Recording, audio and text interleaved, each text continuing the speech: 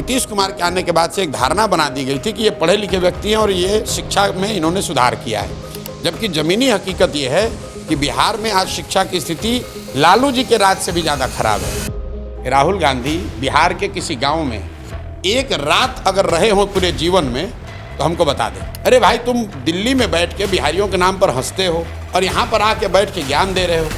मोदी जी का भाषण 14 में हमने लिखा है, मैं आपको कोट कर देता हूँ।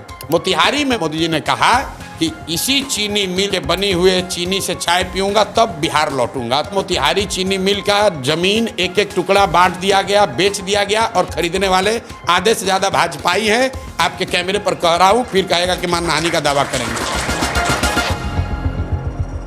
मोदी जी जब कह रहे हैं कि अनाज देंगे तो क्या दिक्कत है? जब आप गुजरात में जाते हैं तो आप बात कर रहे हैं गिफ्ट सिटी का, आप बात कर रहे हैं सोलर पार्क का, और जब आप बिहार में आते हैं तो आप कहते हैं हम आपको 4 किलो अनाज दे रहे हैं। एक बार बिहार के लोगों को भी तो बताओ भाई, तुम्हारे यहाँ इंडस्ट्री कब लगेगी, उसका बात भी नहीं कर रहे हो, क्योंकि ये प्री नोशन है कि बिहारियों को क्या चाहिए भाई, 4 किलो अनाज दो। क्या आप कास्ट बैरियर को तोड़ पाएंगे? यहाँ पे हमेशा कास्ट बेस्ड पॉलिटिक्स हुई है। जाति एक फैक्टर है, लेकिन जाति एक मात्र फैक्टर नहीं है। तेजस्वी की क्या होगा? कुछ नहीं है, वो तो लालू जी के लड़के हैं। जिस पायदान पर वो हैं अभी, वो इसलिए नहीं है कि उन्होंने कुछ अचीव किया है, वो इसलिए है क्योंकि वो लालू जी के लड़के हैं। ऑपरेशन सिंदूर को as a political fall out आप क्या देखते हैं? देश की जनता ये नहीं चाहती थी कि रुके।